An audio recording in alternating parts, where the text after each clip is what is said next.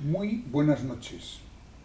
Cantabria desde la Solana presenta hoy a una escritora que ha conseguido un gran éxito con una novela titulada Un destino propio y que antes se llamó El Indiano, puesto que es una historia novelada, por tanto de ficción, pero muy bien enmarcada en el Santander de final del siglo XIX y en el Comillas de esa misma época, la villa de Comillas, puesto que es una historia de un indiano y una joven española que se conocen, se enamoran, se casan y bueno, hay una historia realmente muy interesante. María Montesinos, buenas noches. Buenas noches, un placer. Bueno, empecemos diciendo que tu nombre real no es María Montesinos, es el seudónimo que, si no me equivoco, es el nombre de tu abuela que tú has adoptado como escritora. Sí. ¿Por qué adoptar un seudónimo? ¿Por qué no utilizar tu propio nombre? ¿Es un homenaje a tu abuela? Tiene un poquito de homenaje a mi abuela, que fue la que me introdujo en la lectura, en aquellas novelas que ya leía. Era una gran lectora mi abuela.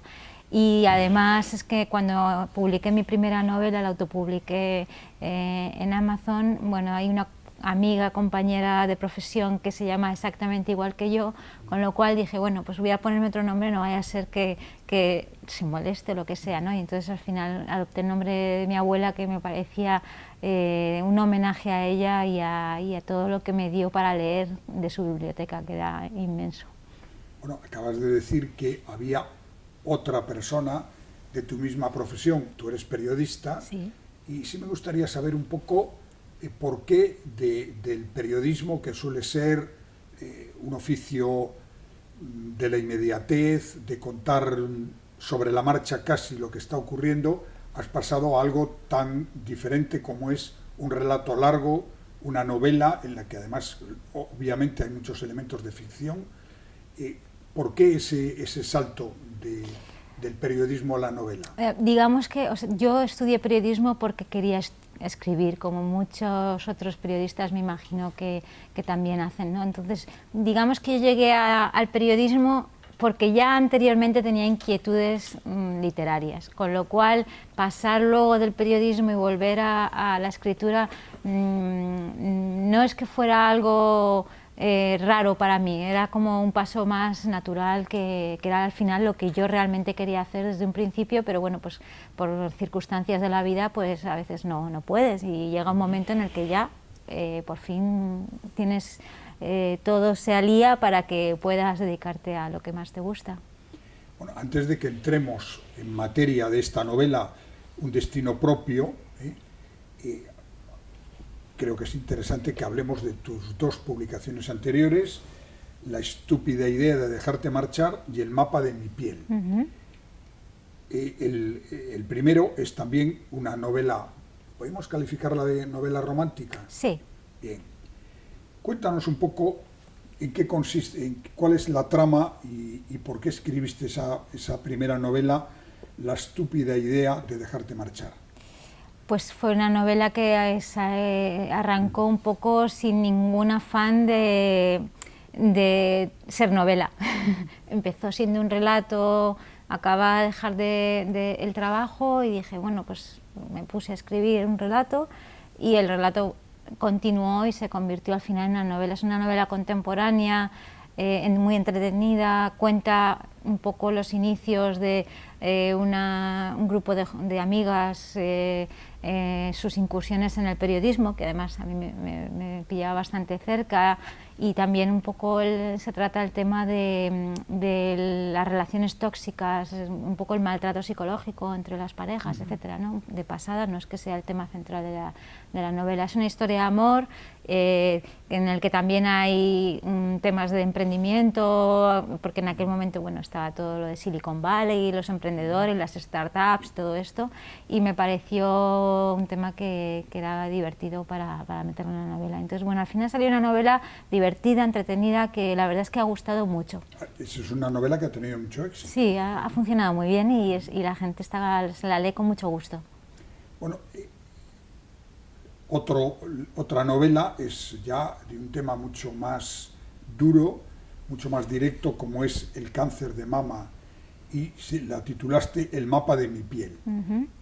¿Por qué pasar casi de una historia romántica a otra, bueno, pues con unos componentes bastante duros?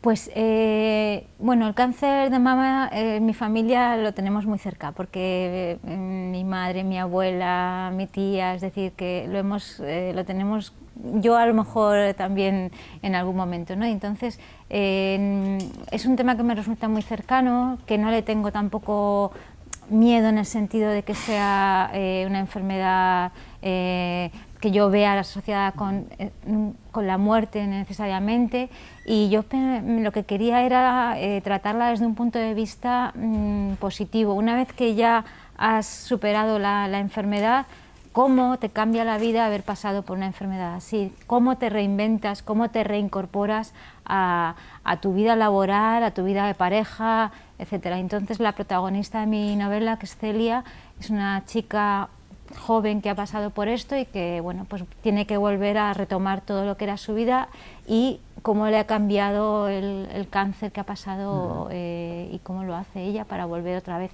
Es una novela muy optimista y muy... Realmente el cáncer está tratado ya a posteriori, no se centra en la enfermedad, no trata la enfermedad como tal, sino que es más de después de cómo salimos adelante, qué futuro tenemos, cómo es una nueva vida, cómo la gente sigue adelante y lo supera. Bueno, ahora ya vamos a hablar de esta novela, Un destino propio. Es una novela editada por Bruguera. ¿Ediciones B? Ediciones B de Bruguera, si no me equivoco. Ah, pues no lo sé. La antigua Bruguera, que obviamente tiene la B como anagrama. Vale. Bien. Y esta novela se ha presentado en la librería Estudio hace unos días aquí en Santander, y además, y vamos a empezar por ahí, esta novela, los escenarios son Santander, Comillas y Madrid. ¿Por qué Santander y Comillas? Pues... ¿Por qué has elegido precisamente estos escenarios? Que es verdad que, como podemos hablar luego más adelante, esta es una novela en la que se habla también de la vida de un indiano, y por tanto Santander es un sitio bastante apropiado para hablar de indianos. Sí, sí, sí, está claro. Pues Comillas porque me pareció el sitio perfecto para situar una novela de finales del siglo XIX, sobre todo, bueno, a mí me fascinó cuando conocí Comillas el Capricho de Gaudí. Todo el pueblo es precioso, porque tiene una arquitectura espectacular, pero el Capricho me llamó mucho la atención, pues porque era una construcción muy particular, por así decirlo, un poquito estrambótica, y pensar que se construyó en 1883, yo no me imaginaba quién era esa persona que había encargado ese proyecto, que lo había aceptado para construirse en un pueblo tan pequeñito como Comillas, en una sociedad tan conservadora y tradicional como Comillas, una casa así. Entonces, a partir de ahí empecé a investigar la figura de Máximo Díaz de Quijano, que era el propietario primero que encargó a Gaudí el proyecto, y descubrí, bueno, pues que es un solterón, culto, abogado, que llevaba muchos temas de los indianos, amante de la música, muy amigo de José María Pereda. Él escribía zarzuela y José María de Pereda le escribía el libreto, y amante de la botánica. Y nada más encargarle el proyecto a Gaudí, se marcha a Cuba a llevar asuntos de indianos, como era el abogado, y pasó allí 2 años. Y cuando volvió, se instaló en el Capricho, bueno, que antes no se llamaba así, se llamaba Villa Quijano, y a la semana se murió. Entonces, porque venía enfermo ya de Cuba. Me impactó mucho la historia de Máximo Díaz de Quijano, me impactó mucho el Capricho, y a partir de ahí empecé a leer y a investigar y a documentarme de aquella época. Supe que había sido, Comillas, habían celebrado unas cortes cuando vino la figura de Alfonso XII. Hubo un consejo de ministros, con lo cual durante un par de días, Comillas, se pudo decir que era la capital de España. Efectivamente. Porque estaba allí no solamente el rey, sino el Consejo de Ministros. Esto es. Entonces, bueno, la verdad es que la visita al rey Alfonso XII durante unos veranos, invitados por el Marqués de Comillas, lo que hizo es que Comillas se convirtiera en un punto de reunión de las clases más privilegiadas y más influyentes de la época. Y a mí me parecía que era un entorno y un ambiente social muy interesante para ubicar una novela y ver un poco cómo era aquella sociedad de aquel momento. Bueno, la novela, aunque es una ficción, lógicamente, como indica su propio nombre, las novelas por antonomasia son de ficción, pero veo que está muy bien documentada, tanto en determinados personajes reales como en los que no corresponden a una identidad concreta, pero que sí reflejan muy bien la época. ¿Cómo has trabajado la documentación para escribir después este libro? Pues he leído de todo, porque además es que me interesaba todo, debo decirlo. Me gustaba mucho todo lo que era la parte política, los manuales de historia, para conocer un poco más al detalle cómo era pues, la alternancia en el poder de Cánovas, Sagasta, los intereses de los indianos, los grupos de presión que había en torno a los indianos que luego iban a Madrid a conseguir sus cosas. También me interesaba mucho la economía, porque al final tiene que ver también un poco con la industrialización. España estaba muy atrasada, y entonces bueno, pues en la novela aparece un poquito también esa tensión que había entre los que deseaban que España ya empezara a progresar y los que querían un poco quedarse en el sitio y no abrirse tanto a las ideas que venían de Europa, ¿no? Entonces bueno, pues la verdad es que es un momento histórico que está muy estudiado en el mundo académico, historiadores en la universidad. Me he encontrado muchísimos libros, muchísimos análisis, estudios, informes. Por supuesto tenemos literatura, me leí La Regenta, que aunque bueno, pues está en Oviedo, pero también al final el lenguaje, las circunstancias, las relaciones sociales, todo eso también están ahí. José María de Pereda, Nubes de estío, porque también tiene una figura del indiano. Es decir, que he tenido la suerte de que es una época que, aunque la sociedad ahora yo creo que la tenemos un poco desconocida, sin embargo está muy estudiada, y he tenido material de sobra para documentarme. Bueno, y además hay una trama dentro de la novela, que yo me atrevería a decir que más que una trama es casi una tesis, que es cómo las mujeres consiguen romper esa barrera que había a mitad del siglo XIX para incorporarse plenamente a la sociedad como profesionales, como personas con su propia independencia, no dependientes de la figura del padre, del marido, del hermano, etc. ¿Cómo has tratado eso y cómo lo has estudiado también para reflejar el cambio que ha ido produciéndose en las figuras femeninas? La realidad es que en aquel momento no había realmente esa ruptura de barreras.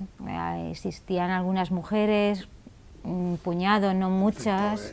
La Pardo Bazán, Concepción Arenal. Efectivamente, que eran las que alzaban un poco la voz, eran mujeres con un carácter fuerte, cultas, educadas, y que tenían las ideas muy claras respecto a, por ejemplo, la educación. Ellas veían que las mujeres necesitaban recibir la misma educación de los hombres, puesto que luego iban a educar ellas mismas a sus hijos. Pero la realidad es que en aquel momento las mujeres no tenían tantas posibilidades de hacer su destino propio. Tenían que quedarse en el entorno social, familiar, que las tenía metidas dentro del hogar con un papel muy concreto, ser ángeles del hogar, y realmente las pocas que podían dedicarse a lo que realmente querían o les gustaban, pues eran unas transgresoras en aquel momento, tipo Emilia Pardo Bazán, que bueno, pues muchos la criticaban porque decían que llevaba pantalones. Entonces, bueno, son mujeres que abrieron camino, que empezaban a alzar la voz, pero realmente en aquel momento no se puede decir que hubiera un movimiento. Era el germen. Quizás, era el germen, sí. Bien, el subtítulo de la novela dice: el mundo está cambiando y nadie podrá impedirlo. Obviamente está referido a al momento en el que se desarrolla la novela, mitad final del siglo XIX. Mi pregunta es, ¿no sigue estando todavía en vigor este subtítulo? Bueno, ¿El mundo no sigue cambiando y nadie va a poder impedir los cambios para bien o para mal? Sí, estamos en constante cambio y además en esta época mucho más rápidos y nos afectan, vamos, en los últimos años yo creo que no sé ni cómo nos podemos adaptar a la velocidad de los cambios en la sociedad. En aquel momento España era un país que venía bueno, estaba en una situación bastante de atraso, venía de la Revolución de 1868, la gloriosa, la Primera República en el 74, y había personas que querían ver la posibilidad de que España cambiara, de que diera un salto, de que mirara un poco hacia adelante, que la educación también llegara a toda la sociedad, etcétera. Había unos ideales más así progresistas, por así decirlo, pero bueno, pues la restauración, la llegada de Cánovas, etcétera, al final dejó todo un poco con paz social, estable, pero sin demasiados cambios. Y hemos tenido luego que llegar hasta el siglo XX para que empezáramos a notar cambios realmente en España. Bueno, en la novela, la figura femenina, que es la protagonista del libro, es una mujer que se dedica a la enseñanza, con las tesis del krausismo y de lo que fue digamos, la Asociación de Libre Enseñanza, etc. ¿Por qué has elegido concretamente el krausismo y la figura de lo que fue este grupo de librepensadores que intentaron y consiguieron en parte transformar la educación en España? Pues porque al documentarme de la época me di cuenta de que eran los únicos que habían intentado que la mujer en aquel momento tuviera una educación mejor de la que tenía. De hecho, la Asociación para la Enseñanza de la Mujer, que era el equivalente femenino a la Institución Libre de Enseñanza de Giner de los Ríos, la había fundado el Fernando de Castro, que era un krausista, capellán de Isabel II, que luego fue rector también de la Universidad Central de Madrid, y su preocupación era precisamente que las mujeres recibieran la misma educación que recibían los niños en la Institución Libre de Enseñanza. Los profesores y los catedráticos eran compartidos, es decir, ellos impartían las mismas materias. Los ideales del krausismo en relación con la enseñanza me parecen que perduran, incluso ojalá también los hubiéramos mantenido a lo largo de toda esta época, ¿no? Es una enseñanza práctica, atea o laica, más laica que atea, y abierta, experimental, es decir, que tenía unos valores de libertad de la persona y de creer y tener confianza en la persona que son perfectamente asimilables a lo que quisiéramos hoy también para nuestros hijos. Volvemos a la novela. Como hemos comentado antes, primero la autoeditaste con Amazon, si no me equivoco, con otro título que era El Indiano, ¿Sí?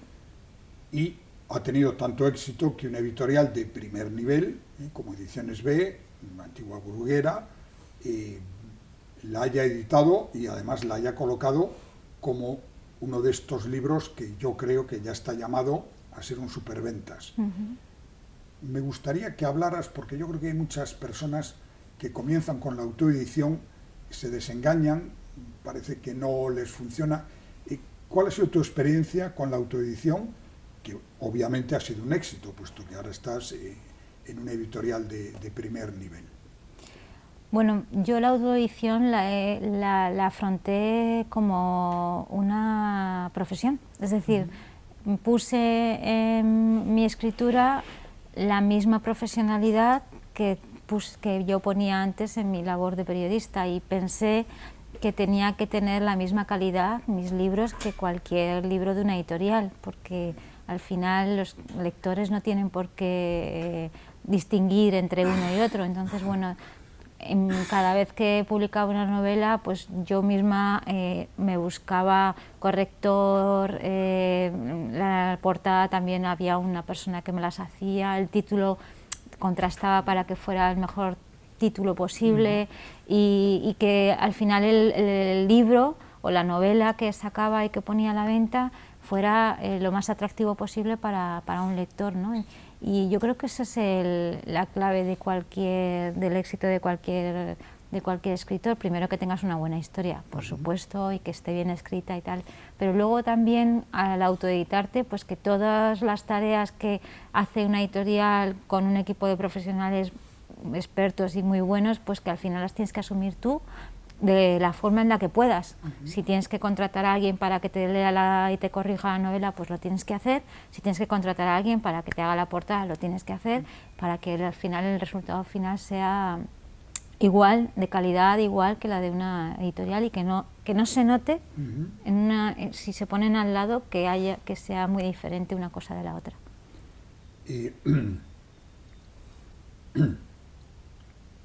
La educación está presente, como hemos dicho en esta novela, a través de la protagonista femenina, pero vamos a traerlo al presente. El pasado mes de enero de este año 2020 hemos asistido a un crecimiento, yo diría que dramático, de los crímenes contra mujeres en España, 7 crímenes en un solo mes, y en muchos casos cometidos por hombres que han tenido una educación ya en democracia, una educación en valores. ¿Hasta qué punto esta idea que tenemos de que con la educación podremos cambiar todo esto, tú crees que se va a convertir en algo real, o por desgracia con la educación no basta? Con la educación no basta. Yo creo que la educación es necesaria e imprescindible, pero además necesitamos otras muchas conjunción de estrategias para que la violencia de género deje de tener las cifras que tiene ahora mismo en España, ¿no? Es una cuestión también de cultura, de mentalidad, de formas de ver las cosas. A lo mejor nosotras fuimos educadas, o toda la sociedad hace 40 años, pues nos educamos en determinadas maneras que parecían de educación y tal, pero que ahora las ven algunas personas como formas de micromachismos. La violencia yo creo que hay que erradicarla de muchas formas, y va a ser lento, no va a ser algo rápido. Bueno, normalmente cuando una escritora, como es tu caso, ha entregado ya hace ya tiempo, porque primero se entrega el manuscrito, después viene todo el proceso de edición material del libro, la puesta en escena de la novela y la promoción, etcétera. Normalmente ya se está pensando en la siguiente novela. ¿En qué estás trabajando ahora? Pues estoy trabajando en una novela que también está ambientada en el siglo XIX. Y porque bueno, es que después de tanta documentación había muchos temas que me parecían muy interesantes y que quería incluirlos en esta, pero bueno, al fin, tienes que hacer un poco de criba. Entonces, mi novela está ambientada en el siglo XIX, pero en otros escenarios, que también el siglo XIX daba para muchísimo, porque la verdad es que es apasionante, tiene un montón de conflicto, tiene tensiones, tiene contradicciones, y yo creo que es muy novelable. Bueno, ya por último, una cuestión de actualidad, pero de actualidad permanente, es la referencia a la brecha salarial entre lo que pueden cobrar mujeres y hombres prácticamente ocupando el mismo puesto de trabajo, con el mismo esfuerzo, con la misma dedicación. ¿Cómo ves tú esa cuestión y ese problema?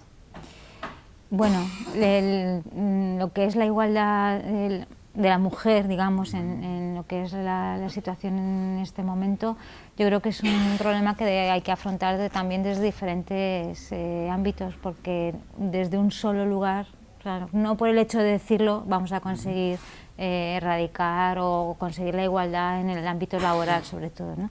Entonces, si conseguimos que haya políticas, que haya del mundo de la empresa, del mundo de la economía, del ámbito social, del ámbito cultural, es decir, tiene que haber una conjunción de estrategias para que consigamos que poco a poco esa desigualdad que hay de las mujeres en ámbitos que antes solían ser más de hombres, pues vayan disminuyendo. No va a ser rápido, porque yo creo que cuando se trata de cambios de cultura en sociedades, los cambios son muy lentos en cualquier sitio, pero con voluntad y desde luego las mujeres yo creo que ya estamos totalmente decididas a que al final se nos traten con nuestras capacidades y habilidades las mismas que tienen los hombres. Bueno, pues muchas gracias a María Montesinos.